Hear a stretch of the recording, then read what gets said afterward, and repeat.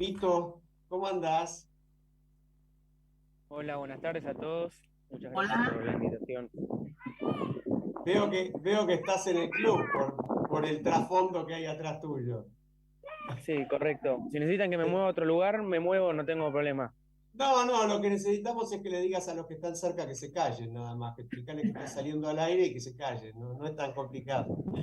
Bueno, Vito Saboya ya había estado con nosotros hace unos cuantos meses, cuando estaba en el penúltimo año del secundario y ahora está terminando el último, ¿no? Año particularmente intenso para Vito, repleto de experiencias, pero por encima de todo, y para empezar la charla, Vito, queríamos, vos fuiste al cine este fin de semana, lo cual no tiene nada de particular, pero sí tiene de particular que viste Argentina 1985, película que ha movilizado como pocas a la sociedad argentina en los últimos años. Y nos interesaba muchísimo escuchar la opinión de un joven de tu edad, 17 años terminando el secundario. ¿Cómo la viste? ¿Qué sentiste? ¿Qué te transmitió? ¿Con quién la viste? Contanos.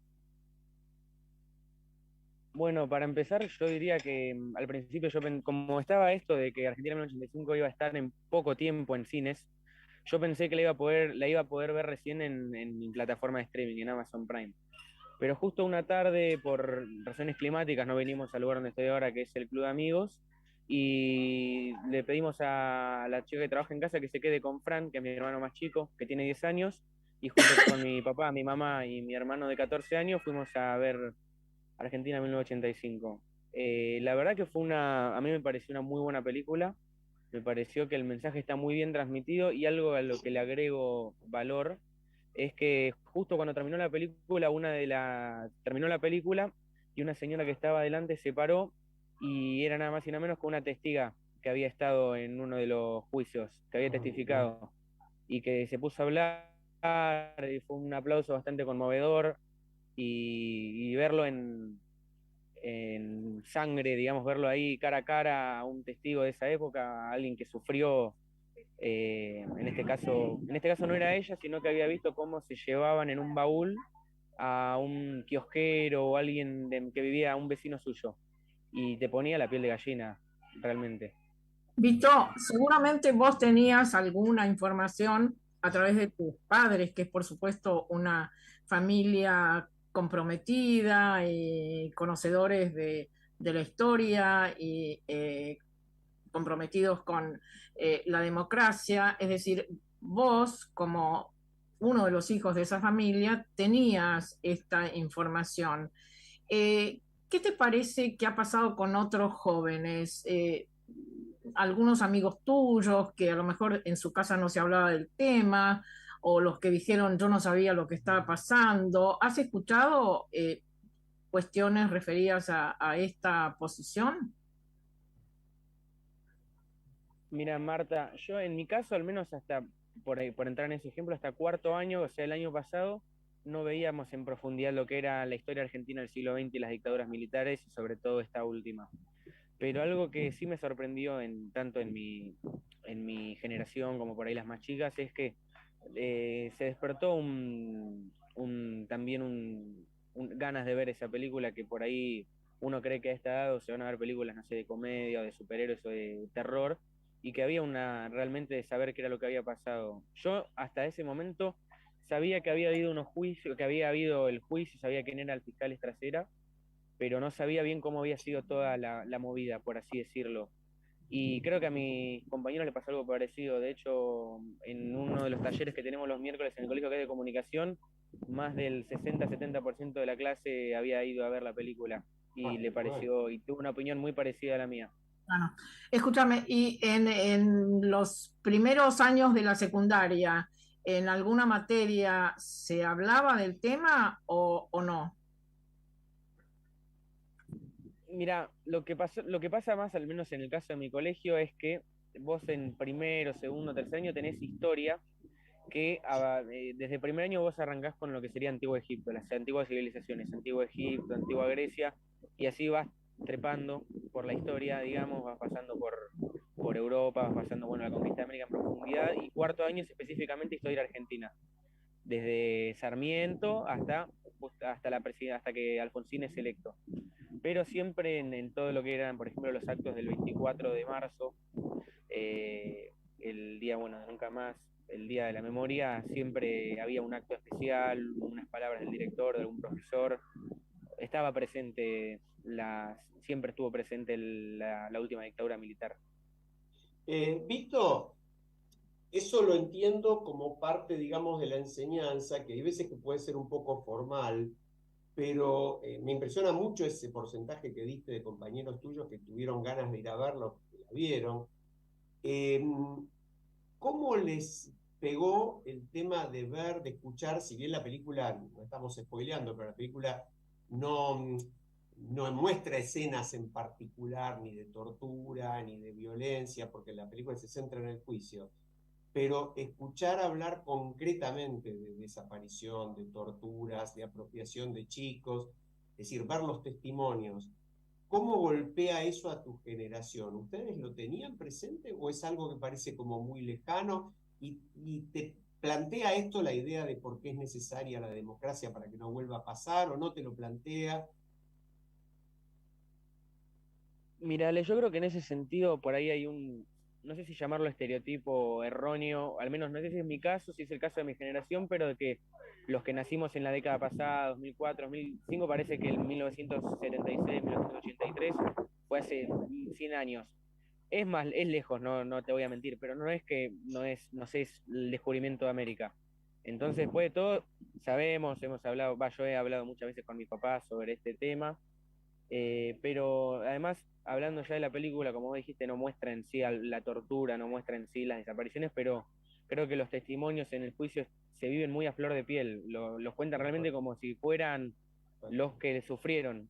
Entonces realmente te pega. En la sala justo en la que estuve yo no éramos tantos, por ahí porque era un sábado de la tarde, estaba muy llena, eso sí, pero sí gente por ahí de menor de 25 años, había un 50% de la sala estaba ocupado por gente así.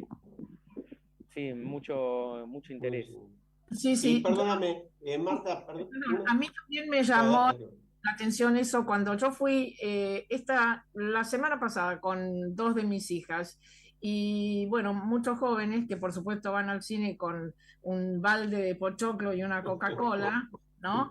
Y esos jóvenes eran muchos y aplaudieron un montón al finalizar la película. Me llamó gratamente la atención y dije, bueno, ojalá sigan interiorizándose de estos temas y ojalá sigan hablando de estos temas. En ese sentido, me parece que ha sido una película, está siendo una película necesaria, ¿no? Totalmente, Marta, me parece una película necesaria y sobre todo porque uno, a diferencia de otras películas por ahí documentales, uno va a verla diciendo, bueno, yo voy a aprender de esta película, yo voy a vivir lo que yo no pude vivir porque no estaba vivo, pero lo que vivieron otras personas y que sucedió al fin y al cabo. No es un cuento, no es ficción, sino que es algo que sufrió la Argentina. Entonces uno va a saber qué pasó, a vivir lo que pasó y a tratar de aprender para que no vuelva a pasar en el futuro. Y porque después de todo, al fin y al cabo, aunque por ahí suene crudo decirlo, de los errores se aprende y por lo cruda que fue la dictadura, probablemente no vuelva a haber una, si Dios quiere. Y que también eso depende de las futuras generaciones y que se enseñe que estuvo mal y que se enseñe que puede haber justicia como la trató de hacer, como la hizo, mejor dicho, el fiscal Estracera, es una lección sin duda formidable. Sí, o sea que eso me parece muy interesante también porque, bueno, no se ha destacado quizás lo suficiente. Es un precedente prácticamente único el de la Argentina, de haber juzgado casi en tiempo real, en forma inmediata posterior. Eso no se pudo hacer ni siquiera en Sudáfrica, porque en Sudáfrica fue completamente diferente. Pero te quería hacer otra pregunta. Vos comentaste que fuiste con tu hermano Camilo de 14. ¿Cómo lo vivió Camilo? ¿Qué dijo Camilo? Porque no te digo otra generación, pero sí son 3 años menos, ¿no? Sí, Ale, son 3 años menos y además somos personalidades parecidas pero distintas en cierto punto, pero sí me llamó esto no lo está escuchando porque justamente el que está ahora en fútbol es él, pero ojalá después lo escuche, pero sí me llamó la atención que por ahí Cami es alguien que que bromea mucho, que cuando hay tensión recurre rápido a lo que es tratar de llevar humor, que también es, por un lado, hay que saber momentos y momentos de cuál hacer eso o no.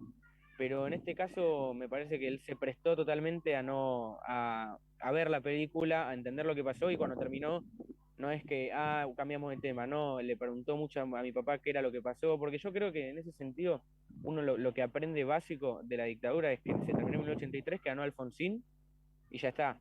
Y que después que lo juzgaron y que Videla murió en la cárcel, ponele que en realidad murió en su segundo, no sé si fue el segundo, si fue el tercero, pero la tercera es que estuvo en prisión, porque después salió. Y hasta ahí, no se estudia mucho el fiscal Estracera. En sí, Cami no sabía quién era el fiscal Estracera, y dudo que la generación de Cami, que es 2007, 2008 para arriba, lo sepa, salvo que vea la película. Claro. Bueno, yo quiero hacer un comentario en esto. La audiencia sabe cuál es nuestro vínculo, pero con Vito y con Camilo yo tuve la oportunidad de compartir en enero, lo hemos contado al aire, lo recuerdo, una visita muy, muy conmovedora a una plantación de clavos en el sur de Nueva Orleans, ¿no? Donde tuvimos un contacto directo con la experiencia de la esclavitud tal como fue en su momento, nada dulcificada. En esa oportunidad, la sensibilidad y el interés de los dos a mí me conmovió profundamente, y es un recuerdo que mantenemos y que nos une. Por eso no me sorprende, pero lo que me parece muy destacable, Marta, y me imagino que a vos también te alegra profundamente, es cuando Víctor no solamente dice que sus compañeros están muy interesados, sino que reivindica que las generaciones posteriores, la nuestra por ejemplo, tienen una equivocada visión sobre la preocupación de los jóvenes por estas cosas, ¿no? Sí. Eso me sonó muy conmovedor. Les cuento también algo anecdótico después de la película, por supuesto que tanto mis hijas y yo queríamos hablar del tema. Fuimos a cenar a un lugar cerca del cine y bueno, la chica que nos atendía, una joven muy, muy simpática, muy eficiente, en uno de los momentos que vino a traernos algo, yo le dije para ver cuál era su reacción. Estábamos hablando justamente de la película 1985 que acabamos de ver. ¿Vos la viste? Y dice, no, pero todos mis amigos hablan del tema y tenemos previsto esta semana ir con mi pareja. Es decir, eso es insólito, ¿no? Yo me quedé también gratamente sorprendida por esa reacción y me hizo muchos comentarios que le habían hecho sus amigos que tenía que ver con esto, que por suerte podemos empezar a hablar de estos temas, etcétera, etcétera. Vito, y te cambio el tema.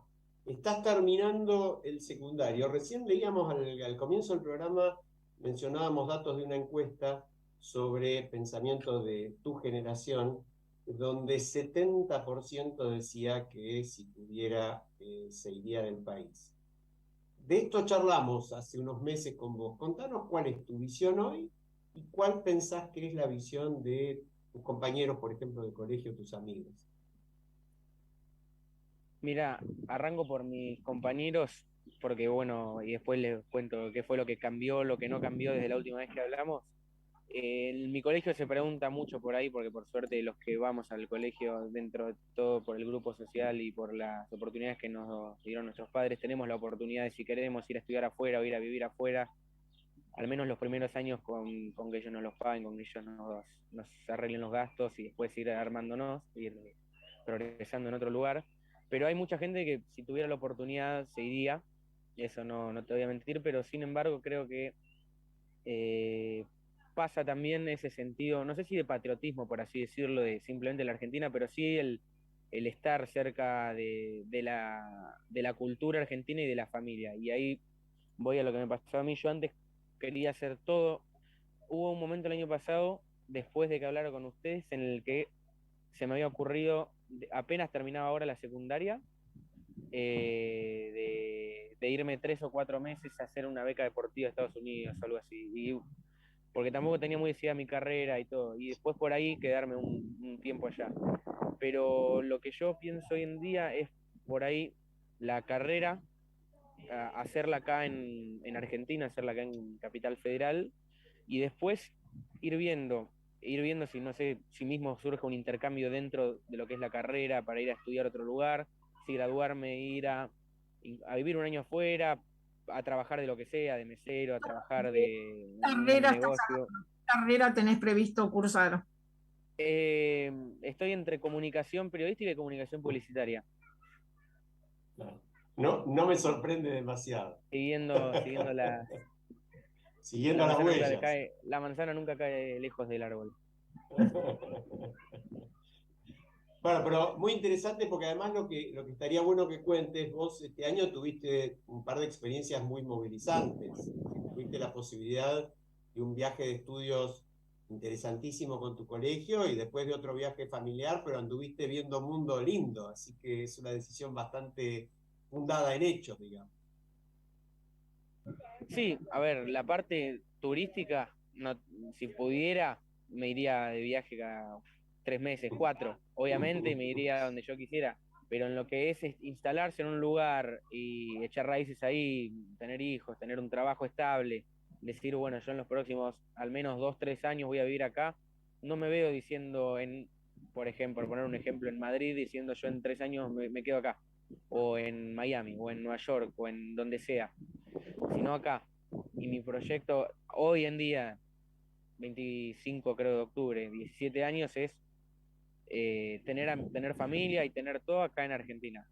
No sé qué deparará el futuro, pero hoy mi idea es esa. Buenísimo. Escúchame, bueno, la verdad que muy, muy contundente y muy claro. Contanos rápidamente, nos quedan 2 minutos, contanos tu experiencia de estudios, a dónde fue y cuáles son un poco tus conclusiones, ¿no? Contá de qué tipo de viaje estamos hablando. Sí, yo, bueno, para la audiencia en julio y para Marta, en julio de este año pude hacer un viaje pospuesto el 2020 que iba a ser en 2020 y terminó siendo al mismo lugar, fue a Londres. O sea, el plan se planificaba, era todo centralizado en Londres, que eran los primeros 4 días en la ciudad de Londres, más una parte turística, y después 12 días en un colegio a las afueras de Londres, en Essex, Felsted, en donde era una experiencia de Global Studies, de estudios globales, en donde a la mañana vos tenías escuela, que era más como 2 horas, 1 hora, con 3 horas distintas divididas en bloques, con profesores en los que hablabas de derechos humanos, hablabas de las distintas situaciones a nivel global, de las crisis, el cambio climático, etcétera, y a la tarde era una parte más deportiva, pero lo que más me interesó, lo que más me impactó no fue por ahí aprender eso, sino el intercambio con otras culturas, y que a veces puede ser chocante, en algunos casos no. Por ejemplo, yo creo que con la italiana, que tampoco no es mucha novedad por toda la inmigración que tenemos de italianos, pero tenemos cosas muy parecidas. Con otros compañeros de tu clase, ¿cuántos eran ustedes? Éramos 7 varones y en total éramos 16. Bueno, impresionante. Vito, lamento que el fútbol nos comió un poco del programa y nos lo tuvimos que abreviar. De todas maneras, el tuyo es un mensaje muy lindo, muy interesante y que refleja, por suerte, como vos bien dijiste, a muchos otros jóvenes, lo cual nos alegra y nos da una mirada de esperanza. Así que Gracias, Vito, gracias. gracias por tu favor. participación.